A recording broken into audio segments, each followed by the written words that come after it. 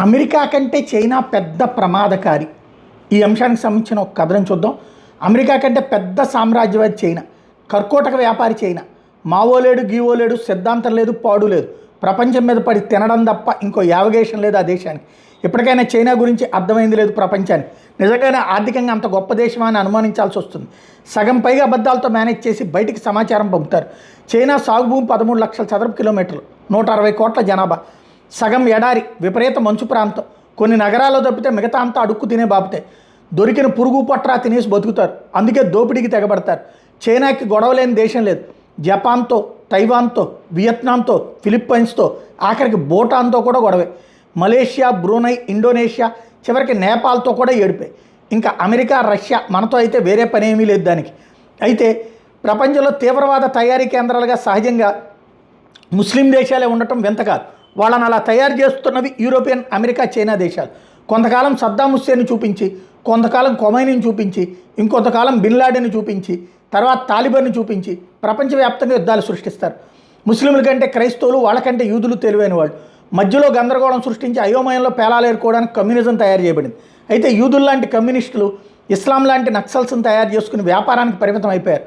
వాళ్ళ వ్యాపారానికి ఉపయోగపడినంత కాలం ఈ హింసావాదుల్ని వాడుకుని అవసరం తిరగానే వాళ్ళపైన వ్యతిరేక ప్రచారం చేసి చాప్టర్ క్లోజ్ చేయడం వీళ్ళ అలవాటు. అవే బుద్ధులు అమెరికా అలవాటు చేసుకుంది వ్యాపారం కోసం. వీళ్ళు ఒక అబద్ధాన్ని సృష్టిస్తారు, అబద్ధం ఒక తీవ్రవాదిగా మారుతుంది. ఆ తీవ్రవాదికి కొంతకాలం సుఖాలు మరిగించి సడన్గా వదిలేస్తారు. వాళ్ళు మేపిన వాడి మీద ఆయుధం ఎక్కువ పెడతారు. అంతే, వీడి మీద పిచ్చి కుక్క ముద్రేసి కథం చేసేస్తారు. అయితే అలాంటి కుక్కలను ఏరికోరి ఎంపిక చేసుకోక్కర్లేదు. ఓ పుస్తకం రెడీమేడ్గా పేర్లు రాసి ఉంచింది. సో చైనా, అమెరికా అబద్ధాలు సృష్టించి ఆ పుస్తకాన్ని అలాగే గొప్పదిగా చెప్తూ నేరగాళ్ల తయారీని చేస్తూ పోతుంటాయి.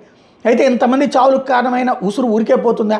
ఆ బుడగలాంటి అభివృద్ధి దొంగ తిండి తిన్న శరీరాలు సోమరపోతులుగా మారి ఆ దేశాలను నాశనం చేసేస్తాయి. ఒకసారి ఆ రెండు దేశాలు తీరుతెన్నులు సరిగ్గా గమనిస్తే వాటిని మేకలు కూడా లెక్క చేయవు. అవి అత్యంత పిరికి దేశాలు. గోండాలను, రౌడీలను అడ్డుపెట్టుకుని పబ్బం గడుపుకుంటున్నాయి. ఏమి వ్యూహాలు పోహాలు ఉండవు. ఏ రోటికాడ ఆ పాట పాడడమే. చిన్న చిన్న దేశాలు కూడా వాటిని తోకముడిచేలా చేసిన సందర్భాలు కోకోలలు. కాబట్టి ఈద్లో బకరాల వంటి వాళ్లను చైనా, అమెరికాలు తయారు చేసుకుని బలిచ్చేస్తూనే ఉంటాయి. ఒక్కసారి భారత సింహం ప్రపంచాన్ని అర్థం చేసుకుని సరిగ్గా గర్జించాలి. ఈ మేడిపండు దేశాలకు అంతన్నాడే సింగరాజులకి పంజా విసిరే సమాధానం చెప్పాలి. కొంత ప్రాథమిక త్యాగాలు తప్ప ఇంకే పెద్ద నష్టమో జరగదు. నక్సల్స్ని చైనా వదిలించుకున్నట్టే పాకిస్తాన్ కూడా వదిలించుకుంటుంది. అమెరికా, చైనాల వ్యాపారానికి విలువలేమీ ఉండవు. మనం వాటి గురించి భయపడక్కర్లేదు. ఎదురుగా ఆ పుస్తకం తయారు చేసిన మూర్ఖుల గురించే కొద్దిగా జాగ్రత్తగా వెళ్ళాలి. ఇప్పుడు అదే జరుగుతోంది. ఊరికే హడావిడి పడద్దు. స్వీయ విధ్వంసకులను ఇవ్వాల్సింది పిన్ను తీసిన స్వీయ విధ్వంసకులకు ఇవ్వాల్సింది పిన్ను తీసిన గ్రెనేడ్. మనకు తెలుసు ఎలా దారికి తీసుకుని రావాలో.